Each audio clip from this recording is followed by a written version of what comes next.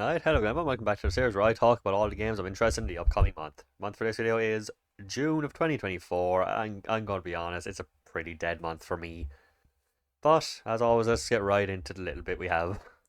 Before we get into the games, on the 7th begins the Summer Games Fest. The Jeff Keighley hosted event it's kind of like a replacement for E3 at this point, it's the closest thing we have. From what I remember from last year, it's just 3 hours of trailers, and it's going to be something. If I'm gonna be honest, I remember last year's one being pretty dull. I remember being 3 hours, and I think for the first maybe half hour it was okay, maybe the last half hour, and everything else in between just being. I think I was nearly falling asleep at one. But I don't know if I streamed it or I don't know if I did anything for it, but God was I bored. Hopefully this time, if they want to cut it down a bit, but you know what? Sometimes that's the fun. Sit through the boring stuff, hoping for the good stuff. It's a good, nice event. I'm looking forward to it no matter what happens.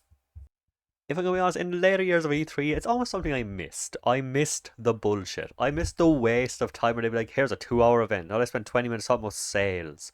Because it built the hype in its own weird way. You're like, come on. It built the excitement for what was going to come next. Because you're waiting for him to shut up about this crap and get on with the stuff that matters. It's a weird way of looking at it, I admit that, but in my own weird, messed up way, I miss the stuff I hate. I miss the worst parts of it, but yeah, moving on to the actual games. On the 14th, we have Monster Hunter Stories 1 and 2 coming to PS4. It seems like the first one's coming to Switch and PC, but I don't know about the second one. But yeah, it used to be on the 3DS, coming to PS4 now and some other things. I'll be honest, I don't have a huge interest in Monster Hunter. I played World when it came out around the time. I didn't get into it, but this one looks a bit more up my alley. It's just a small bit. I'm not exactly hugely excited for this, but it looks a little bit more up to my speed. From the little bit I've seen, it might be more interesting to me. I don't know. We'll see.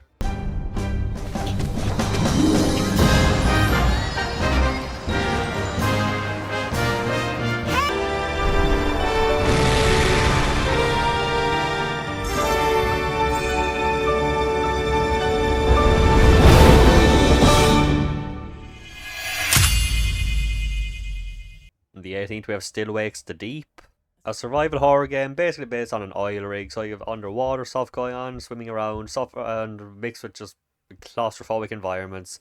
It looks like it's the kind of thing for anyone who doesn't like water. This is always going to be a bigger thing for them, maybe a bigger scare. It looks interesting. Out of all the games coming out this month, this Joy one has a huge interest, I would say, for me. Not huge, but it's definitely on the top, which probably says a lot about this month, but it looks interesting. Underwater horror has kind of been a thing a lot more lately. It seems to be popping up a lot, even with last year's was it Under the Waves? So maybe it'll be interesting. I just want it to be over. I want you home. The girls want you home, but if you don't deal with this, then we are done for good. I love you, but I won't wait forever.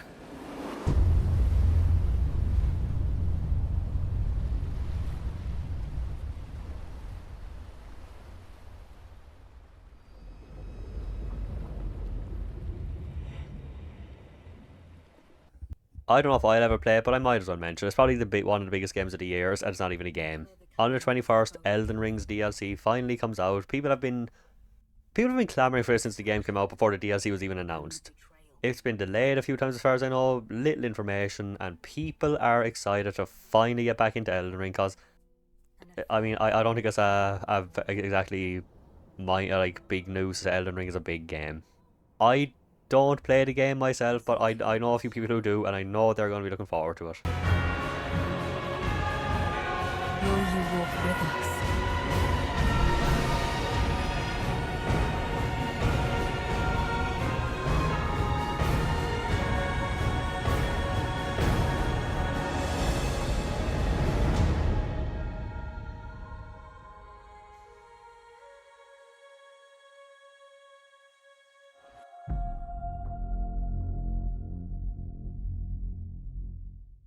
On the 25th, we have Until Then, which this was delayed until from May, so let's just replay it from last month.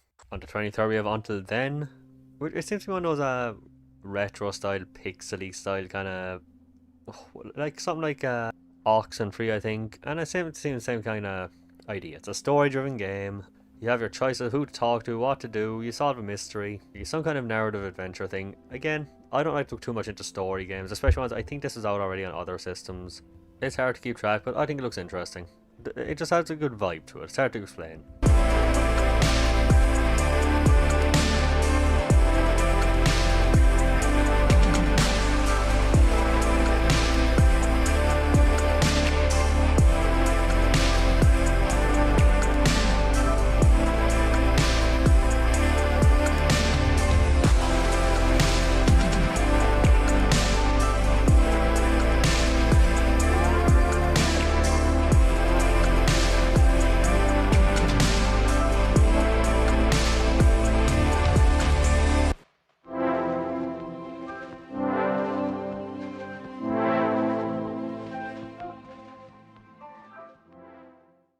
And yeah, that's it. Like I said, it's a pretty dead month for me at least. For people like Elden Ring, it's going to be big enough for that probably. But out of all things coming out this month, there's quite a few, but most of them are either re-releases or games I just don't really give a fuck about, which I'm fine with.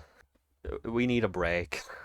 2024 was always going to be a smaller year, and there's definitely some things I want. I made a list about 10 games I'm interested in, but it's definitely a smaller month. There's not even any movie stuff or video or adaptations. But yeah, as always, let me know what you were looking forward to this month. Let me know if I missed anything I just slipped under the radar. And as always, I'll see you for the next one. See you then. Bind thyself to this young spirit!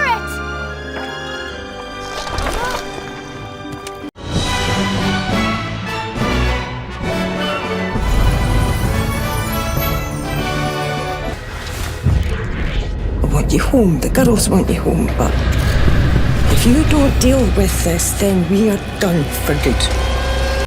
The seduction and the betrayal.